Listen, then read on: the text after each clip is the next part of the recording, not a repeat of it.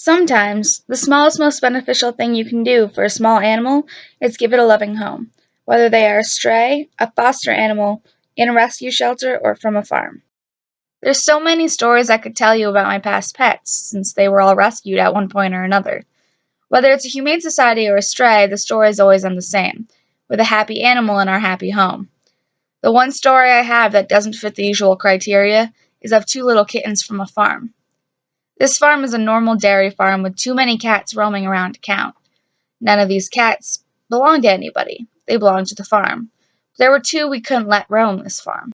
Half a year ago, my sister came home with a fluffy little kitten. She was about 2 months old, and my sister named her Princess. This kitten had been found in one of the barns by herself. Her mother and the other kittens were nowhere in sight, so one of the workers at the farm had brought her down to the office, where another litter had just recently been born, thus allowing Princess to feed with this litter. It was getting cold out, and the farm wasn't safe for all these new kittens. This is when my husband and I decided we want to save a kitten too. We wanted one from this litter that Princess had been adopted by. That's when I went to the farm and saw Demon. He was the runt of the litter. His ribcage seemed to be a little deformed, but we fell in love.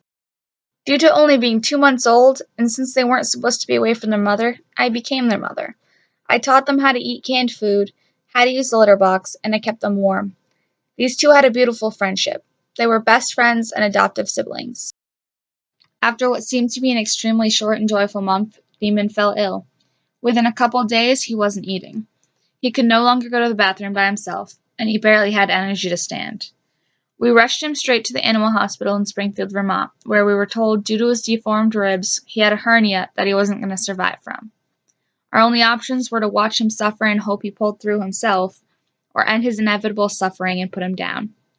This destroyed my husband and I. We felt as if we lost our first son. He was so young. This quickly affected Princess. We never came home with Demon, and she kept looking for him everywhere. She started showing signs of depression, and we couldn't let that happen to a kitten that was that young. My husband and I decided we wanted to rescue another young kitten for Princess's sake and to help my husband and I get over our loss. That's when my husband's coworker explained he had a beautiful 6-month-old stray calico. Callie is a dark-colored purebred calico, who was found as a stray. Since she was older than Princess, and Princess was upset about the loss of her brother, it took a while for them to be okay with each other. We had to keep the kittens separate out of fear the new cat would hurt the smaller, younger one. After the long struggle, they finally act like sisters. They are best friends.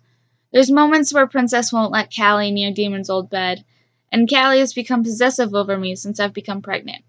But they play together and cuddle together. Princess doesn't get lonely as often as she used to. Our large animal family has had its ups and downs, terrible losses and amazing gains. The brothers Blinken and Arata are wise elders for our young and playful kittens, Princess and Callie, who have also gained a beautiful sisterhood. All of our animals are different in how they were rescued, but without us rescuing them, they may have been dead or lonely, and I'm just happy to see their lives put together now more than ever. Our family feels whole now, and that's all that matters. When there's the chance to save an animal and make the rest of their lives joyful and loving, why pass it up?